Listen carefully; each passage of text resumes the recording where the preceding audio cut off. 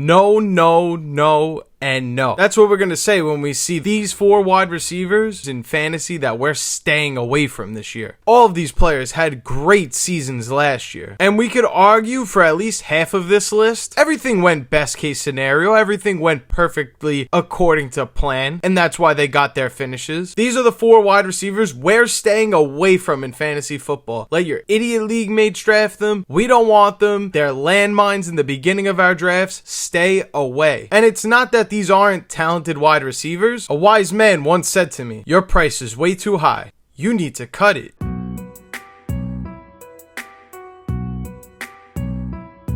This first wide receiver, I know at least locally, gotta be a fan favorite, but Garrett Wilson, his price is way too high, and we need to cut it. I understand, Garrett Wilson was the wide receiver 10 last year in PPR, and we're drafting him as the wide receiver 15 on Underdog. I don't think people realize how much the Jets are going to commit to running the football this year. You have Aaron Glenn talking about getting the Jets back to playing old school Jets football, and what that exactly means is running the ball, and probably multiple running backs. We also know their starting quarterback, Justin Fields, who played last year in Pittsburgh, was limited in terms of how many times he was allowed to throw the ball in games, and it was a lot of handing it off. And I expect the same thing to happen for the Jets if they want to play to their quarterback's strengths. If the Jets want to win games, and every team wants to do that, they're going to put their quarterback in the best position to succeed. So that's not going to be throwing the ball at the volume Aaron Rodgers was last year for them and feeding Garrett Wilson the ball. So I don't think wide receiver 15 is enough of a budget to say we're getting a good deal on Garrett Wilson. I understand he gathers a great target share. There's not a lot of wide receiver competition here, but there's not going to be a lot of targets to go around either, and volume trumps all. You even have Alan Lazard talking about this is the deepest or most talented wide receiver room he's been a part of. You know why? Because for the first time, the offense he's in, they're only asking the quarterback to hand the football off. All he's got to do is block.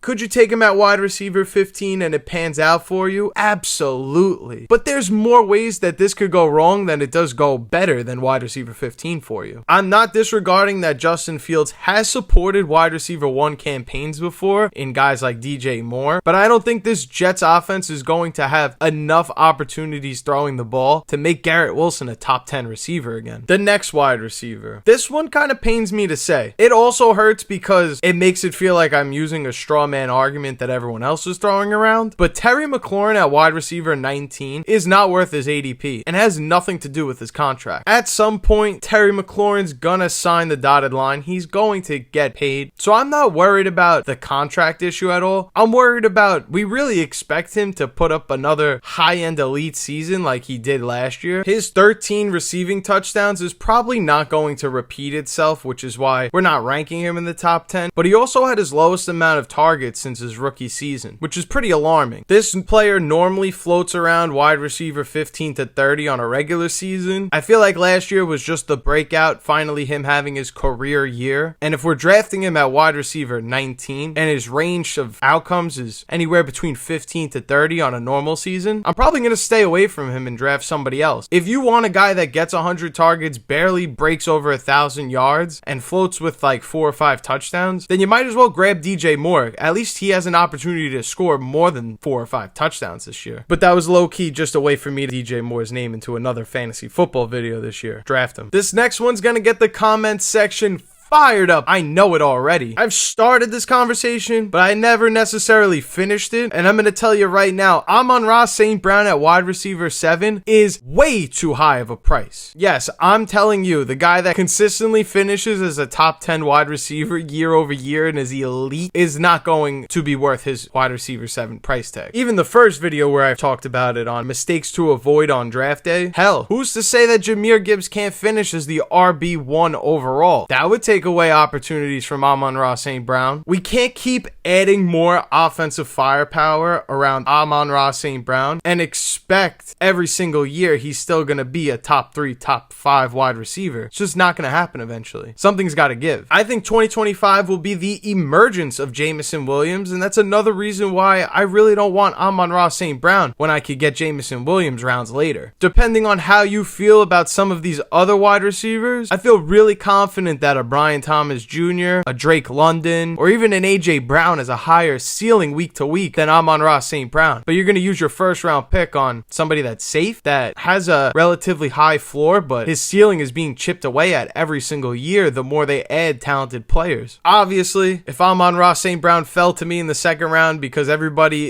in the league watched Outlier Fantasy and didn't draft him, then yeah, I would probably draft him at round 2. Wide receiver 7 overall, that price is way too high. And finally, this player is also going in the top 12 wide receivers on Underdog. Ladd McConkey, though I love him, is set up to be an absolute failure at his ADP. I love the guy. I said to draft him last year. He's got that dog. He's got something that the combine's not going to show you, but as soon as you put on the film, you see it. This is a guy you're drafting in the top 12 who was 25th in target share amongst wide receivers last year and really just benefited from his late season stretch where he was on fire. But instead of looking at a small sample size of 8, 9, 10 games and saying that this either is or isn't the Ladd McConkey we should or shouldn't expect in 2025, let's look at how they got to those numbers. Prior to week 8, their run game was clicking. They had no reason to throw the ball more, and as J.K. Dobbins and the running back position became more of a question mark last year for the Chargers, they had no choice but to throw the ball more. Justin Herbert was balling because of it. If the Chargers used a high draft pick on Omari and Hampton and signed Najee Harris in the offseason, whether he plays or not, depending on the whole eye situation, that's enough of an indicator to tell me we're probably not going to get that top 15 wide receiver Ladd McConkey season that we project or expect. This team might not throw the ball all that much. Will Ladd McConkey be amazing in the opportunities that he gets? Absolutely. This is a guy with a low target share. Maybe his opportunity and workload increases, but the way the offense is set up and landscaped, they drafted a running back really high in the draft, they signed a running back, and OC Greg Roman is committed to running the football. Yes, we could expect or project an even better season from Ladd McConkey than he had last year, but what if I made an argument that last year everything went perfectly right for him? He wasn't a very highly targeted wide receiver, but the running backs were going down to injury left and right. Gus Edwards, J.K. Dobbins, at some point they weren't in the starting lineup, and this is what led to Ladd McConkey's hot streak. Simply, they had to throw the ball more. In 2025, it doesn't look like the Chargers right now are forced to throw the football more. I would expect Ladd McConkey to float around the top 15, but I wouldn't be drafting him as a top 12 receiver thinking I'm going to get potentially top 10 productivity out of him. This offense, under the regime they have now, does not warrant enough volume to make Ladd McConkey another high-end top 12 wide receiver. Do you love these picks? Do you hate these picks? Are you going to avoid them? Are you purposely going to draft them because I said not to draft them? Let me know in the comments. We could have a discussion about it. Thank you guys so much for watching. I truly appreciate it. If you like this video, and only if you like this video, feel free to smash that like button for your boy. And that's all I have for you guys today. Again, thanks so much for watching. My name is Turtle.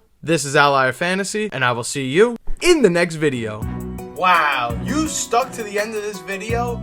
Thank you so much. If you're new here, make sure you check out one of these videos on the screen right now.